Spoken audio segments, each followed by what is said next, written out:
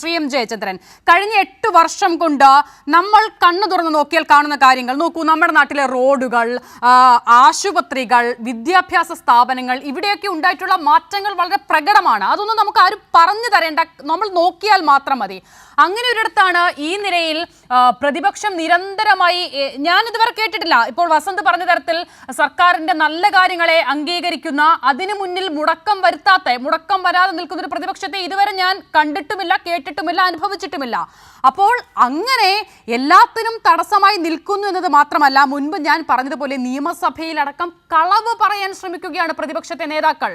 ആ സമയത്താണ് ശശി തരൂരിനെ പോലൊരാൾ ഇങ്ങനൊരു ലേഖനം എഴുതുകയും ഒരു കമ്മ്യൂണിസ്റ്റ് സർക്കാരിൽ നിന്നും ഉണ്ടാകുന്ന ഇടപെടൽ എന്ന നിലയിൽ അതിനെ അദ്ദേഹം വളരെ മഹത്തായ ഒരു കാര്യമായി കാണുകയും ചെയ്യുന്നത്.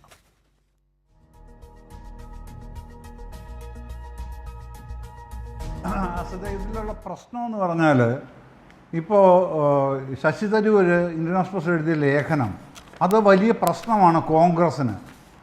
ഇപ്പോൾ സംസ്ഥാന സർക്കാരിനെ ശ്ലാഘിക്കുകയോ പ്രശംസിക്കുകയോ പുകഴ്ത്തുകയോ ഒന്നുമല്ല അദ്ദേഹം ചെയ്യുന്നത്. അദ്ദേഹത്തിന് പറയാനുള്ള വിമർശനങ്ങൾ ഉൾപ്പെടെയാണ് ഇന്ത്യൻ എക്സ്പ്രസിൻ്റെ ലേഖനത്തിനുള്ളത്.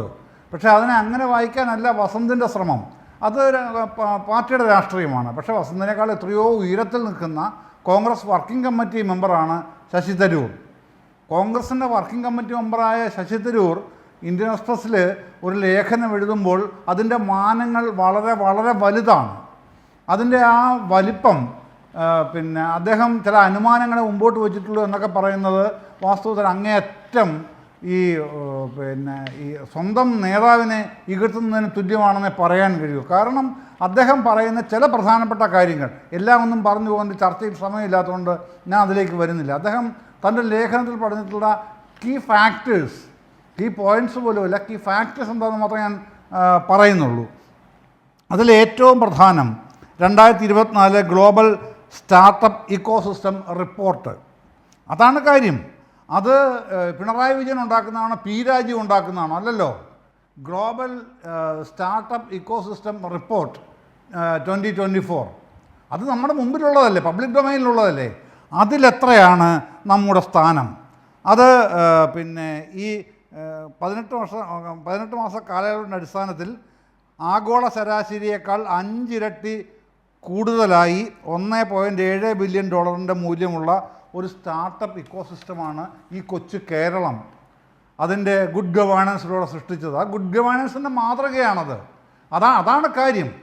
പ്രതിപക്ഷം എന്തൊക്കെ ആക്രോശിച്ചാലും ശരി, ഗുഡ് ഗവേണൻസ് കേരളത്തിൽ നടക്കുന്നു എന്ന് അടിവരയിട്ട് തെളിയിക്കുകയാണ് ഈ റിപ്പോർട്ട്. ആ റിപ്പോർട്ട് നിഷേധിക്കാൻ വസന്ത് നിഷേധിച്ചാലും ശശി തരൂരിനെ പോലെ ക്രാന്തദർശിയായ ഒരു രാഷ്ട്രീയ മർമ്മമറിയാവുന്ന ഒരു പാർലമെൻറ്റ് അംഗത്തിന്, കോൺഗ്രസിൻ്റെ വർക്കിംഗ് കമ്മിറ്റി അംഗത്തിന് അത് നിഷേധിച്ച് മുമ്പോട്ട് പോകാൻ കഴിയില്ല. കാരണം അദ്ദേഹം മലയാളിയാണ്, കേരളീയനാണ്. കേരളം നേടുന്ന നേട്ടങ്ങൾ അദ്ദേഹത്തിൻ്റെയും കൂടെ അവകാശപ്പെട്ടതാണ്. രാഷ്ട്രീയം മറ്റൊന്നാണ്. പക്ഷെ ഒരു വസ്തുത പറയുമ്പോൾ ആ വസ്തുതയിൽ നിൽക്കണം. അതാണ് അദ്ദേഹം ചെയ്യുന്നത്. അതുകൊണ്ട് തന്നെ അദ്ദേഹം പറയുന്നതിന് വളരെയധികം മൂല്യമുണ്ട്. എന്നാൽ അതുമാത്രമാണ് അദ്ദേഹം പറയുന്നത്.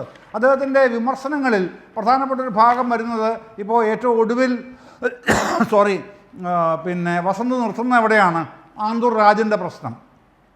ശരിയാണ്, അത്തരത്തിലുള്ള 1-2 വിഷയങ്ങൾ കേരളത്തിൽ ഉണ്ടായിട്ടുണ്ട്. ആ വിഷയവും ശശി തരൂർ ആ പേര് പരാമർശിച്ചില്ലെങ്കിലും ആ ഇഷ്യൂ പരാമർശിക്കുന്നുണ്ട്. എങ്ങനെയാണ് പരാമർശിക്കുന്നത്? അദ്ദേഹം പറയുന്നത് ഈ നമ്മുടെ കർഷക ആത്മഹത്യകൾ സ്ഥിരമായി സംഭവിക്കുന്ന ഒരുപാട് ദാരുണമായ അനുഭവങ്ങളുണ്ട്. പക്ഷേ കേരളത്തിൽ മാത്രമാണ് നിക്ഷേപക ആത്മഹത്യകൾ ഉള്ളത് എന്ന് അദ്ദേഹം ഈ ലേഖനത്തിൽ പറയുകയാണ്. ശരിയാണ്, ഇൻവെസ്റ്റേഴ്സ് സൂയിസൈഡ് എന്നുള്ള ആ ഒരു ടെൻഡൻസി പോലെ 1-2 വരുന്നുണ്ടല്ലോ. അത് അദ്ദേഹം ചൂണ്ടിക്കാണിച്ചിട്ട് അദ്ദേഹം പറയുകയാണ് അതിനെന്താണ് പരിഹാരം. ഇതിൻ്റെ അകത്ത് നിക്ഷേപക സംരക്ഷണ നിയമം സർക്കാർ കൊണ്ടുവരണം. അദ്ദേഹം പറയുകയാണ് നിക്ഷേപ സംരക്ഷണ നിയമം സർക്കാർ കൊണ്ടുവരണം. അപ്പോൾ സർക്കാരിൻ്റെ കേരളത്തിൻ്റെ ഈ വളർച്ചയും അതിൻ്റെ ഒരു ട്രാജക്ടറിയും വിശദീകരിക്കുമ്പോൾ തന്നെ അദ്ദേഹം പറയുന്ന വിമർശനങ്ങൾ ഇത് ഉൾക്കൊള്ളിക്കുന്നുണ്ട്. പക്ഷെ അതുകൊണ്ട് അതാണ് മുഖ്യം എന്നുള്ളതേ അല്ല അവിടുത്തെ ഈ കാര്യങ്ങൾ വരുന്നത്. എന്നിട്ട് അദ്ദേഹം പറയുകയാണ് ഇത് പറയുമ്പോൾ തന്നെ ദർശനവും ഉദ്ദേശവും പ്രശംസനീയമാണ്, അപ്രീഷിയേറ്റ് ചെയ്യേണ്ടത് തന്നെയാണ് എന്ന് തരൂർ പറയുകയാണ്. ഇത് നമ്മൾ ചർച്ച ചെയ്യണ്ടേ? ചർച്ച ചെയ്യാതിരിക്കുന്നത് എന്തിനാണ്? ഇത്തരം കാര്യങ്ങൾ കൂടെ പ്രതിപക്ഷം എന്ന് പറയുന്നത് സ്വാഭാവികമായും ഭരണപക്ഷത്തിനെതിരായി എന്ത് നിലപാടും എടുക്കേണ്ടവരാണ് എന്നുള്ളതല്ല. എതിർക്കേണ്ട കാര്യങ്ങൾ എതിർക്കുമ്പോൾ തന്നെ കേരളത്തിന് പൊതുവായി വരുന്ന നേട്ടങ്ങൾ അവർക്കും അവകാശപ്പെട്ടതാണ്. അതുകൊണ്ടാണ് തരൂർ അവസാനത്തേക്ക് വരുമ്പം വേറൊരു കാര്യം കൂടെ പറയുന്നുണ്ട്. ഈ പിന്നെ അദ്ദേഹം ഈ പറയുന്നത് അടുത്ത ഇപ്പോൾ LDF ഇത്തരം കാര്യങ്ങളൊക്കെ കൊണ്ടുവന്നല്ലോ. പക്ഷേ ഒരു വിമർശനം കൂടെ അവിടെ വരുന്നത് ചെങ്കൊടികളിലോ പണിമുടക്കങ്ങളിലോ പ്രക്ഷോഭങ്ങളിലോ അല്ല ഇപ്പോൾ ഈ കേരളം നിൽക്കുന്നത്.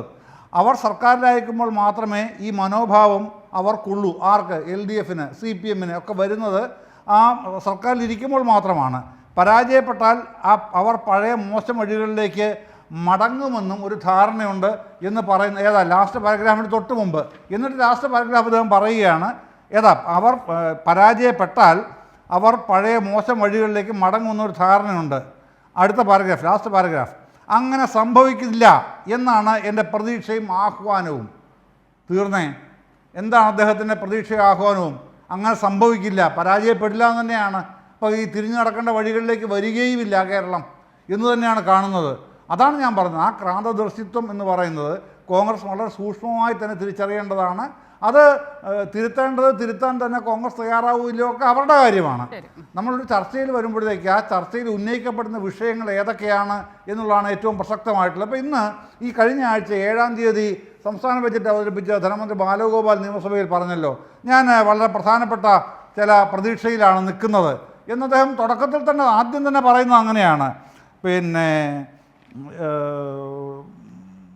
സമീപ വർഷങ്ങളിൽ സംസ്ഥാന സർക്കാരിനെ ബാധിച്ച രൂക്ഷമായ ധനഞെരുക്കത്തിൻ്റെ തീക്ഷ്ണമായ ഘട്ടത്തെ കേരളം അതിജീവിച്ചിരിക്കുന്നു എന്നതാണ് ഒരു സന്തോഷ വാർത്ത എന്ന് പറഞ്ഞുകൊണ്ട് അദ്ദേഹം ആദ്യം തുടങ്ങുന്നത്. ബജറ്റ് തുടങ്ങുന്നത് തന്നെ എങ്ങനെയാണ്. എന്നിട്ട് താഴേക്ക് അതിൻ്റെ വിശദാംശങ്ങൾ വരുന്നുണ്ട്. ആ ധനമന്ത്രി മുമ്പോട്ട് വെച്ച ആ ഒരു പെർസ്പെക്റ്റീവ് ഉണ്ടല്ലോ, ആ പെർസ്പെക്റ്റീവിനെ പൂർണ്ണമായി ഉൾക്കൊള്ളുന്നതാണ് ശശി തരൂരിൻ്റെ ഇന്നത്തെ ലേഖനം എന്നുള്ളതാണ് ആ ലേഖനത്തിൻ്റെ വലിയ പ്രാധാന്യം എന്നാണ് ഞാൻ കരുതുന്നത്. ഞാൻ അവിടെ ഒന്ന് ഇടപെടുന്നു. ശ്രീ M. ജയചന്ദ്രൻ, ഞാൻ അങ്ങയിലേക്ക് മടങ്ങി വരാം.